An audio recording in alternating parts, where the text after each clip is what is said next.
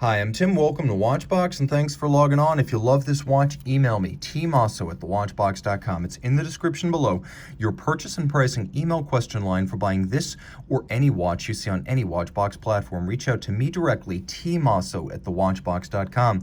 Today we're discussing one of the best buys in luxury watches, a little-known model from an overlooked line in the Omega collection. This is the Omega De Ville Prestige Automatic, 39.5 millimeters in stainless steel. It's a svelte 10.2 millimeters thick, one of the thinnest Omega automatics today. 44.8 millimeters lug-to-lug with a 20 millimeter spacing between the lugs.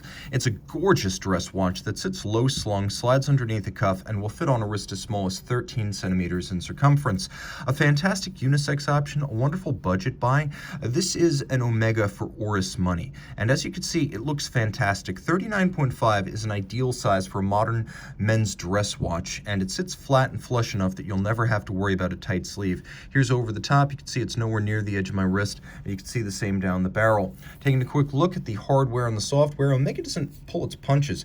Instead of calfskin, here we have alligator leather, navy blue gloss, large rectangular scale, a monotone stitch, a folded edge. There is some bolstering to give it a bit of thickness and volume, and then on the underside you can see a brand new Omega factory strap. It's calfskin on the underside, and a simple tapered stainless steel pin buckle. A good looking piece on a good looking watch, and the details matter. Although this is not a traditional welded lug construction case, this is stamped. Omega does a wonderful job of creating the look of welded lugs. This is a case that appears far more expensive than it is. It has lovely tapered lugs, a handsome, somewhat rotund compound curve profile that looks vintage, and then a simple Omega crown, a push-down crown, 30 meters water resistant. Everything is in high polish, and there are two lovely gadroons atop and just beneath the domed bezel. You can see one at its base, then one abutting the sapphire, and then the bezel is polished and domed all the way around. The sapphire is flat and flush. The dial has a lovely vertical metallic graining. You can see it's a satin striation that runs from top to bottom, and along with the blue features of the dial and the second degree of silver tone inside the hour track, this winds up looking like a baby Patek Philippe 5235G. Now, as I mentioned, everything that sits on that hour track is applied, so you have alternating Roman numerals and then cabochon, and among the Roman numerals you have a watchmaker's 4.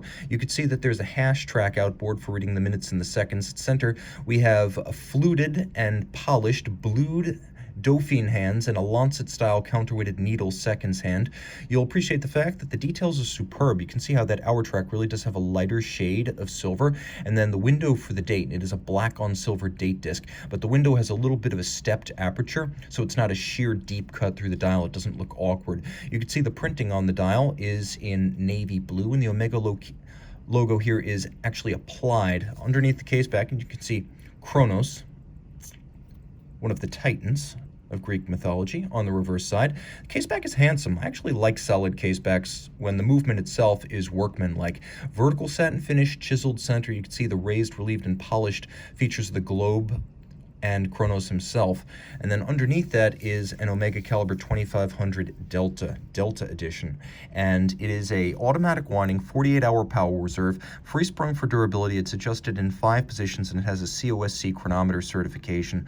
The 27 jewel movement uses the co-axial escapement as invented by George Daniels in 1974 and industrialized by Omega, first in the De Ville collection back in 1999. The base movement is descended from the ETA 2892A2, so it has good underlying genes. And again, it does have some upgrades from the 2892A2, including a chronometer certification, the free sprung balance, the fact that this one is a coaxial escapement, and it has a little bit more power reserve, going from 42 to 48, so there are some concrete upgrades. You also have, of course, the traditional hacking or stop seconds function, as well as a quick set, so you can rapidly reset the date should the watch run down or encounter an irregular length month.